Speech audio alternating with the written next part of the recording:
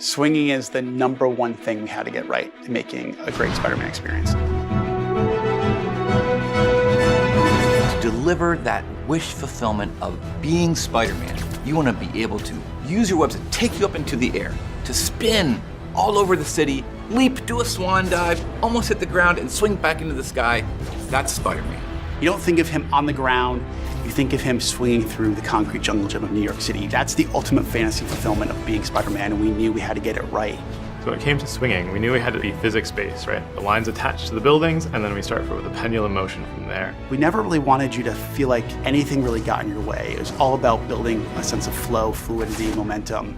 You know, if you slam into a building, you shouldn't just face plant, you should just start running right up it. And then when you get up to it, you should just be able to catapult over it. We wanted to make sure that we had a simple control scheme that lets you sort of pick up and play and get pretty good at it. But at the same time, we wanted to make sure we had depth in there for an experienced player. So as you play longer and longer, you'll find those little connecting moves. You'll find the fact that if you wall run, you can whip around the corner either through a button press or even just stick input. You can also do something we call the web zip, which is a pull straight forward. So your lines go out and you pull, and that gets you some additional speed boost. And the point launch is when you throw lines to a particular point. Sometimes it's a ledge or sometimes it's a street lamp, and then you can spring off that when you get in. There's also the dive, which is a lot of people's favorite, big huge swan dive, and you kick into a swing right before you hit the ground. And so we want to make sure the controls were really accessible to begin with, but that the system had depth. So when you can stick to walls and you're agile and you have the webs, then the city becomes your playground.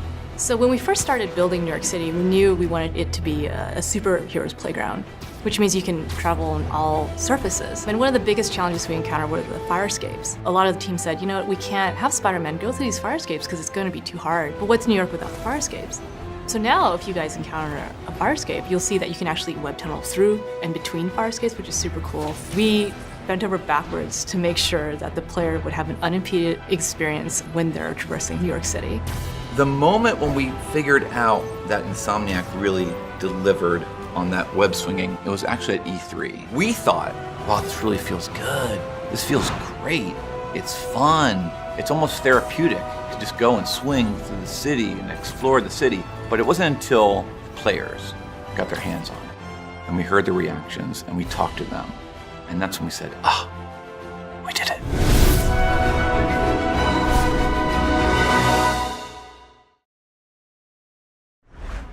PlayStation